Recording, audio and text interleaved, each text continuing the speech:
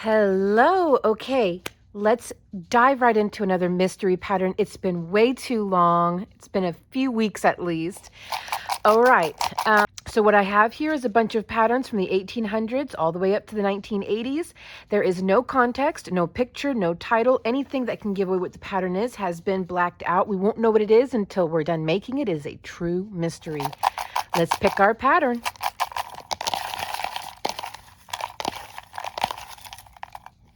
Okay. What we got today? Number 8. All right. 1, 2, 5, and there is 8 from 1914. Okay.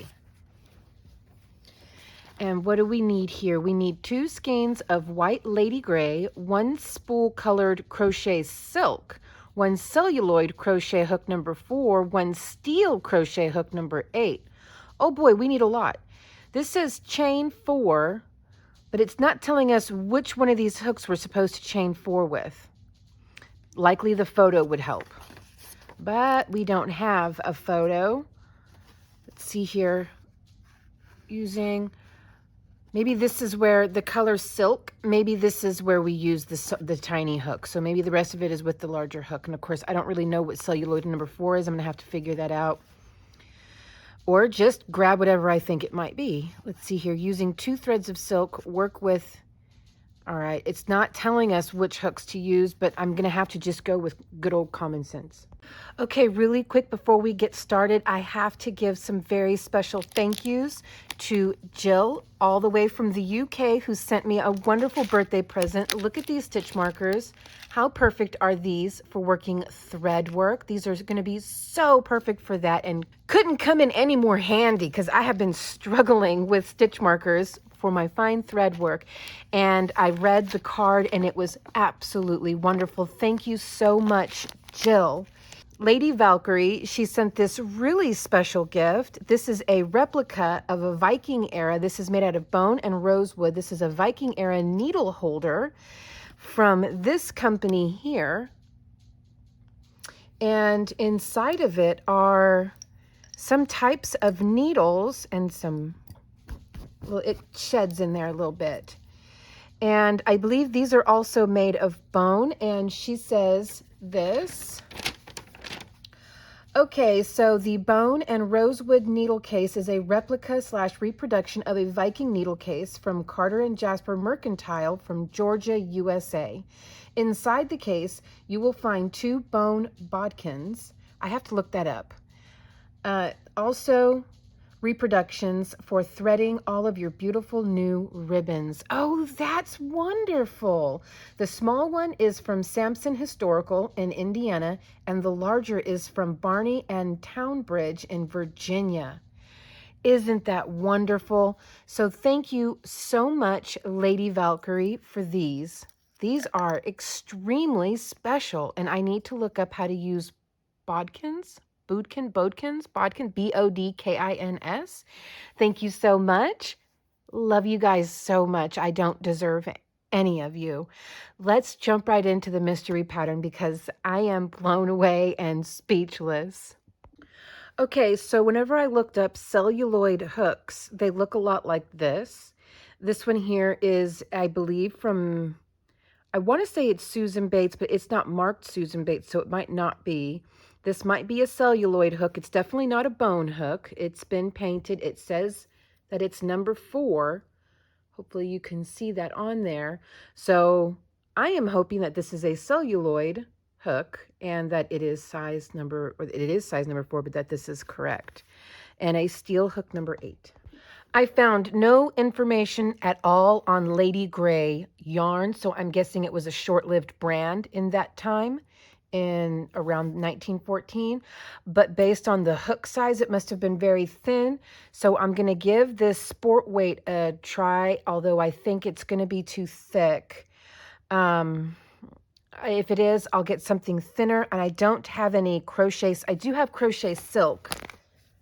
I do have some crochet silk, but it's probably, no, you know what, I can use this. So this is silk, and this might be This might be an okay size. It might be too thick. Oh no, it's too thick. It's just gonna split.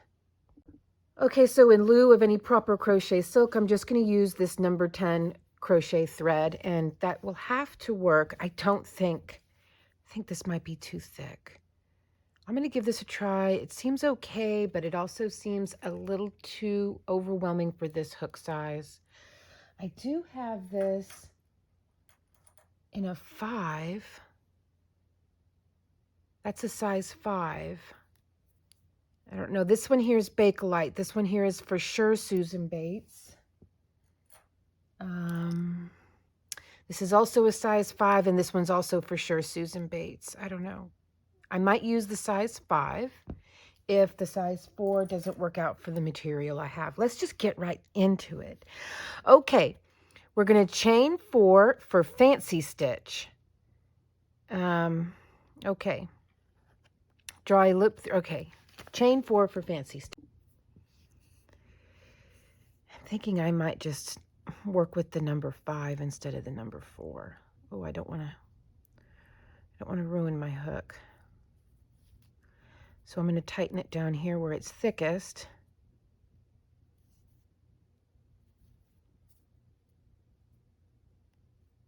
Well, by golly, tighten up. Okay. All right.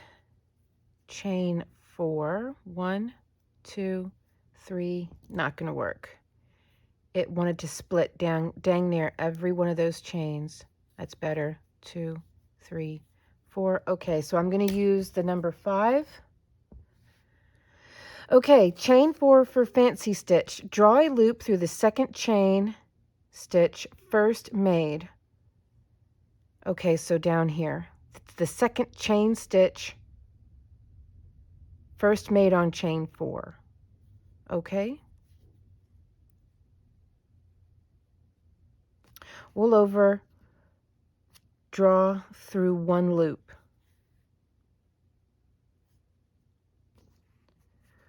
Okay, wool over, draw through 2 loops. Repeat from here 7 times.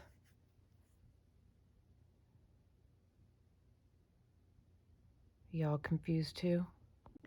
I brought the camera down. Okay, so it says to repeat from here, so we're not chaining anymore. Draw a loop through the second chain, so again through the second chain then? I can only assume, again through the second chain. Draw through 1, then draw through 2. Okay, repeat 7 times, so that was 1. That's 2. 3. 4. 5.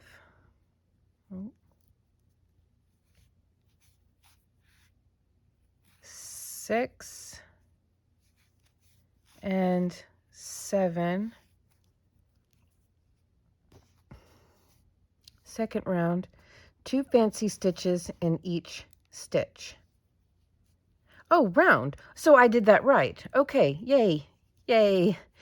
2 fancy stitches in each stitch. Does this count as a stitch? Let's see, 1, 2, 3, 4, 5, 6, 7, 8. Okay, no, this does not count as a stitch. So let me get a stitch marker. So I'm probably gonna have to, it doesn't say to join, so.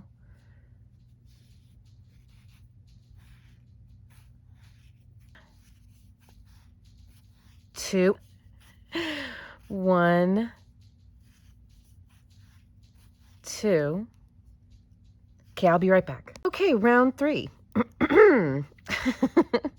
1 fancy stitch in the next stitch and increase by making 2 fancy stitches in the next. Repeat, having 7 increasing points in the round. Okay, then repeat third round, having 1 more stitch between. Okay, so we know how to do that, increasing in the rounds. I get what they're saying at this point. So I'm going to start off with 1 fancy stitch, and I'm going to mark that.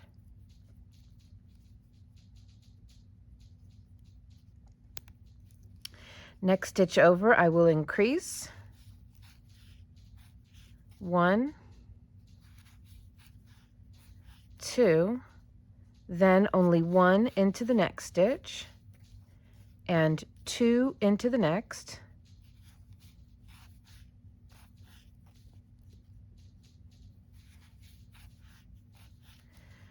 and this is round 3. I should probably try to keep track,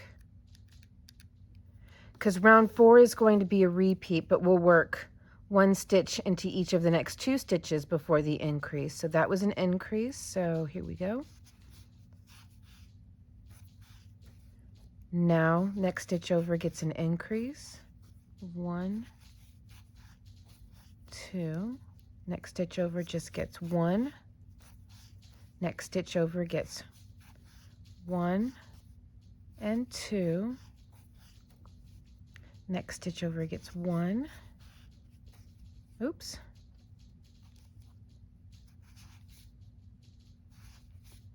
oh boy. Okay, and then the next stitch gets 2. Remember that time I said that I never slipped my hook? That was funny.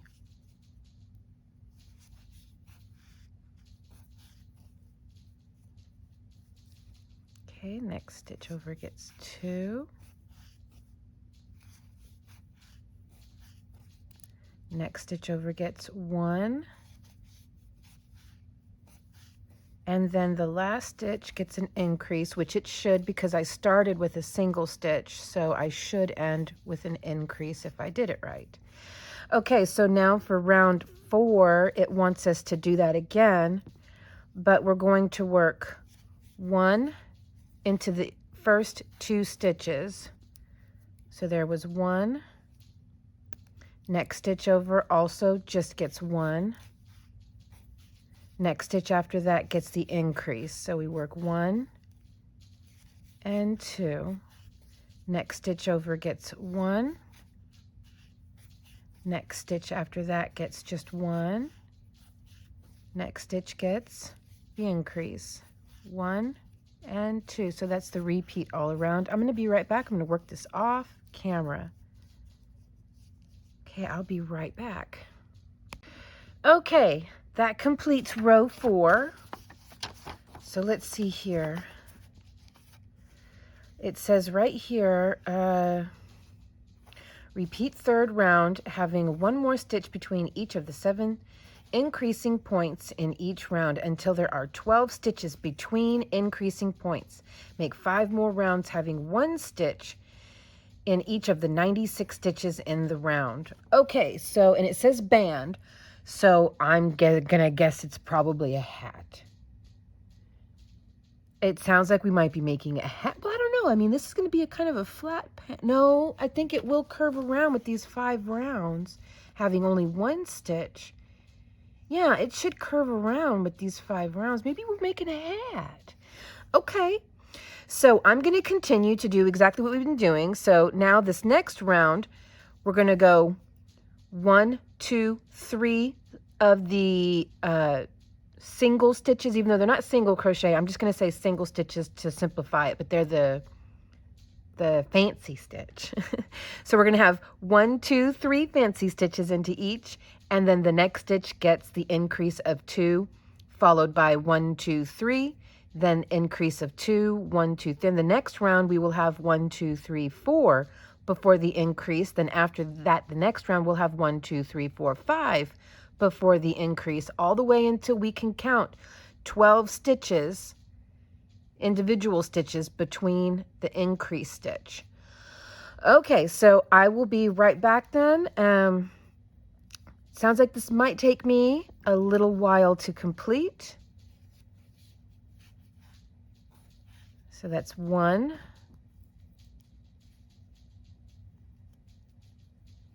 Well, I'm butterfingers today. 2 and 3 and then an increase. 1 and 2. Oh, okay, sorry that it's so much darker now.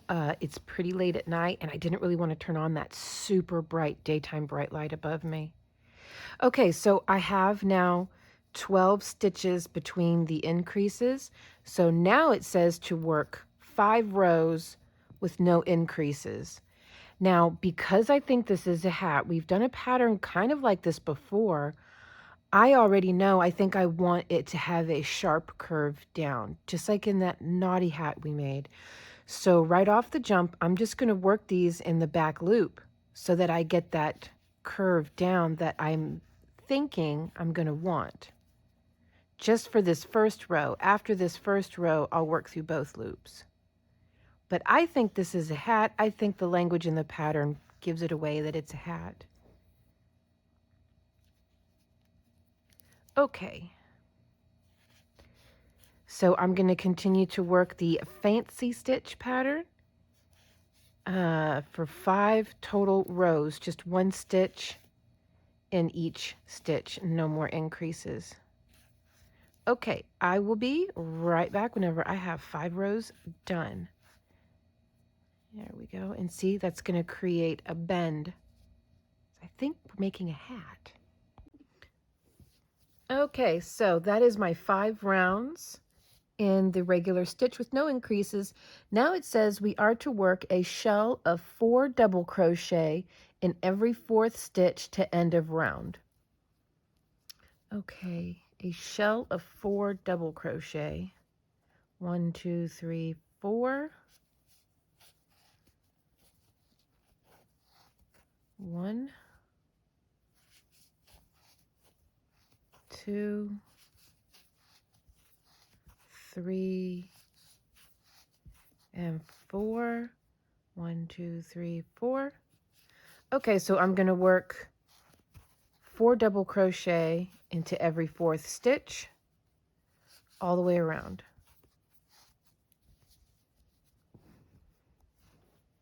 I'll just go ahead and mark my first stitch even though I don't really need to. Okay, I will be right back. There we go. I'll be right back. Okay, so now it says to join with the slip stitch into the first stitch of the round. So into the first double crochet. There we go. Okay, and then for the second row, it says a shell. Oh, it says to cut wool. I read on ahead. I don't really see any point in doing that. We can just slip stitch over like this. And then there into the middle. Because what it wants us to do is on top of 20 shells, we're going to work a shell. Let's see here.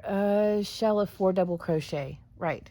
So between the first 2 and the last 2 double crochet, we are meant to work a shell. I'm going to go ahead and work a stacked single for my first double.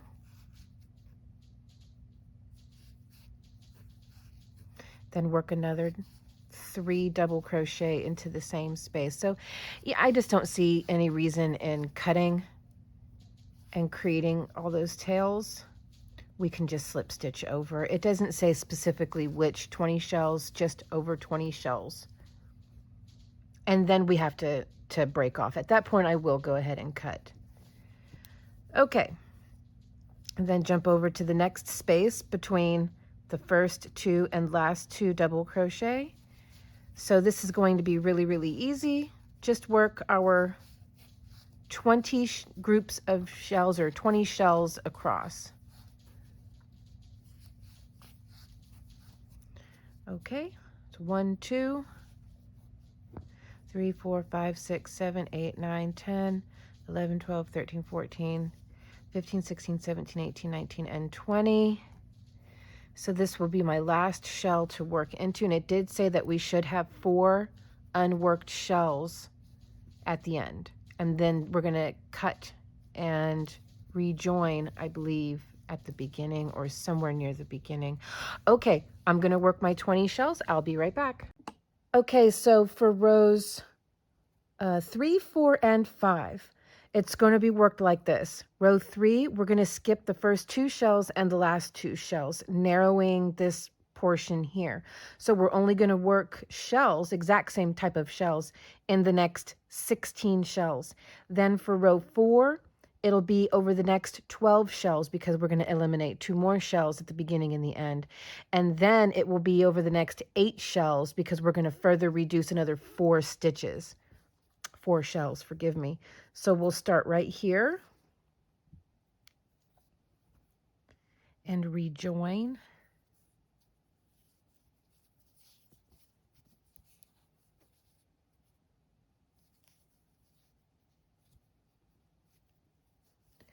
Okay, and I am going to start with a stacked single again.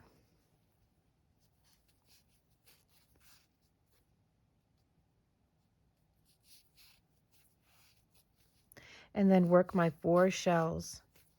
And I will stop when there are 2 shells left unworked. I will cut, come back to the beginning, eliminate these 2 shells starting right here on the 3rd shell over, and work the next 12 shells, and then do that again, but working only the next 8 shells. Then we will start working on, it says the edging or the edge. So that is 1, 2,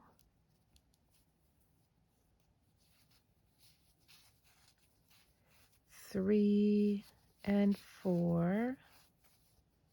Jump over. 1, 2, 3, and 4. Okay, I will be right back. Okay, so for the edging, it wants us to start in the back at these 4 shells and with the first double crochet on this row here. And we're going to take the colored silk, it says, and we're going to work 1 single crochet into the top of each double crochet, but in the space where the shells are worked, we're going to work a picot. Then once we reach a ledge, we will chain 5, chain 4 or 5 to reach the top of that next row over and continue on. So let's start, and I'm going to use this same size hook. Now, as for the steel hook that it called for, I went ahead, since I had a little bit of time after dinner, and I just made the band. The band was so easy, I didn't feel it was necessary to show you. You chain 13, and in the second chain from the hook, work 12 single crochet across, and then just work single crochet row after row until you have a total of 13 inches worked. That's the band. So I assumed that's what we needed the small hook for. I'm going to use the regular hook I've been using to work this part. Okay, so 1 single, that's 1, 2. It did say every 3 stitches to work a picot, which will be in the space where the shells are worked. So that is 1, 2, 3 stitches. So into that space, we'll work a single crochet plus chain 4. 1, 2, let me get you really close. Here we go, because I know it's kind of dark. 3, 4, and then we complete a picot by going back into the base of our stitch and a single crochet. And I'm just going to carry my tail along, and then we work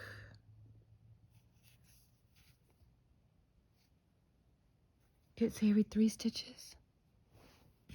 3 times more, every 4 stitches, forgive me, every 4 stitches. 3 times it told us to do that one here, then 3 times more, that's 4. Math is hard. It's not. 3 and 4. And then into the space. No. 1, 2, 3, 4. Go back into the base of our stitch and work another single crochet.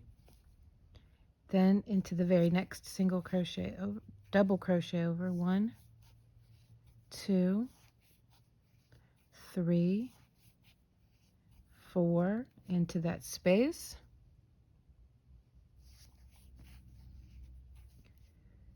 One, 2, 3, 4. Hopefully you can see that. Then back down into the base. Finish with a single crochet. Okay, so I'm going to work this until I get to the first ledge, not far away, but I'll be right back. Okay, I went ahead and turned on the bright light to make it easier to see with the dark background. Let's see here.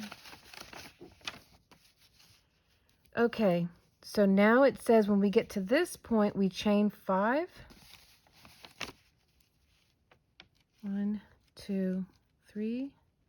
I don't think we'll need to chain a full 5. Just using different materials than was called for back then. I think 4 is going to be enough. Let's see.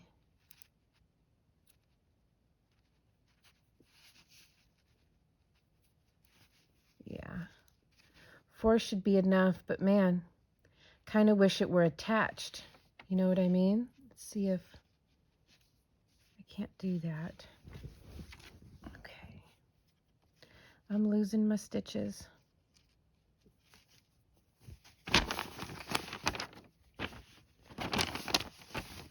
Paper is moving around quite a bit.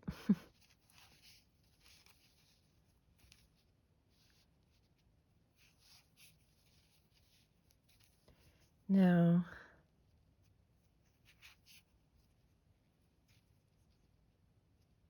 Oh, that's going to bring it down. No. Don't leave. Okay, how about I come over here and I work a slip stitch, work a slip stitch, and a slip stitch. I think that looks pretty good. Then a single crochet.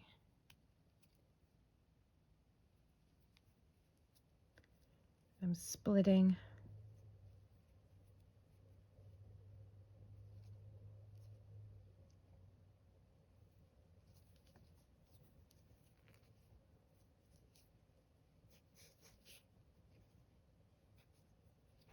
There we go. Okay, so 1 and 2, then into that space, single crochet, 1, 2, 3, 4, come back down to the base, work a single crochet,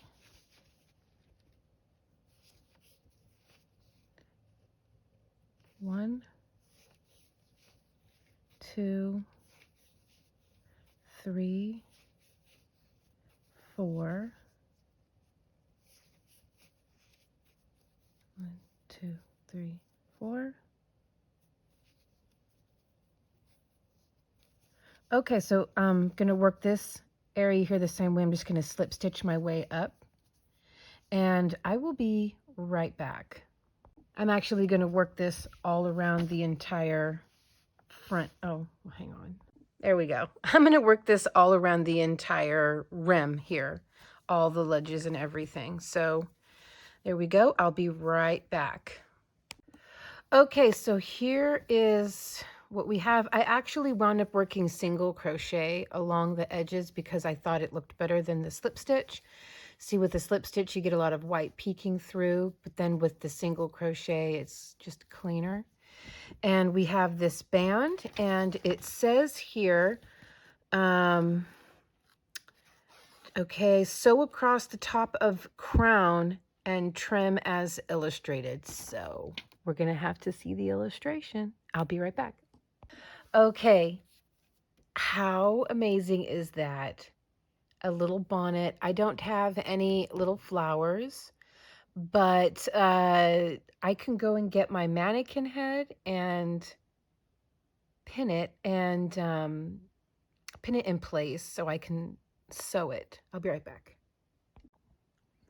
Okay, here it is on the mannequin. Probably gonna have to take it off the mannequin actually to pin it.